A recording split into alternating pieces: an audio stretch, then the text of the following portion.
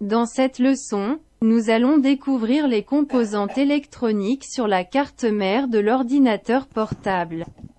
Puisque nous parlons de l'ordinateur portable, nous parlerons du composant électronique, qui s'appelle SMD. Le premier composant que nous traitons lors de la maintenance est le fusible. Malgré ses différentes formes, il a une fonction, qui est de protéger le reste des composants électroniques de n'importe quelle carte mère. En général, il est désigné par la lettre F, et il peut être désigné par des lettres différentes. Mais la fonction reste la même. On peut trouver dans certains fusibles la capacité qui supporte un maximum de ampères, par exemple, c'est pour cela fusible. Si le pourcentage de ampères dépasse directement 1,5, ça brûle. Il existe aussi certaines résistances qui ont la même fonction fusible et on constate que leur valeur est nulle.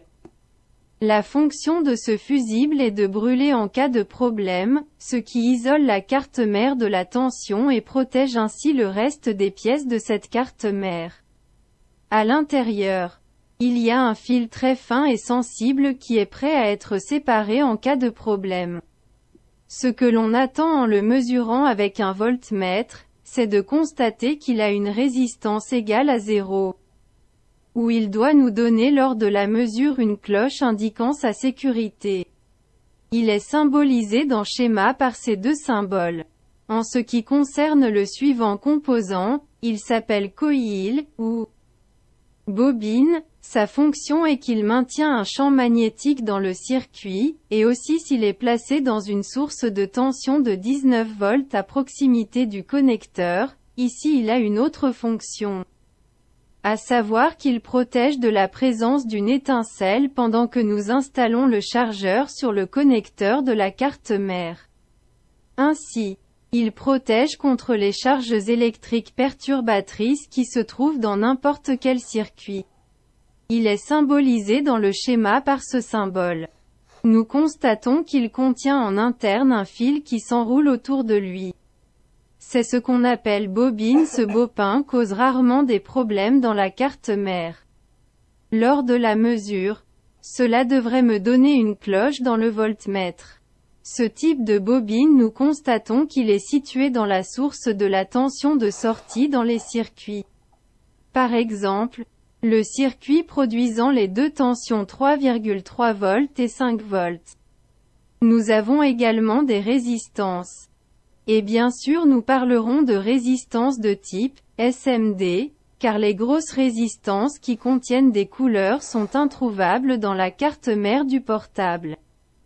Il existe différentes formes de cette résistance et il existe également un type appelé Network Resistor. La résistance est symbolisée par ces symboles. Quant à la résistance, lorsqu'elle est installée dans un circuit en série, cela signifie que plus le nombre de résistances dans ce chemin est important, plus l'intensité de la résistance est importante.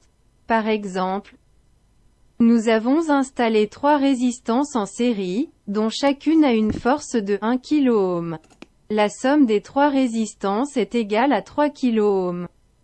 Peut être compensée par une résistance évaluée à 3 kΩ.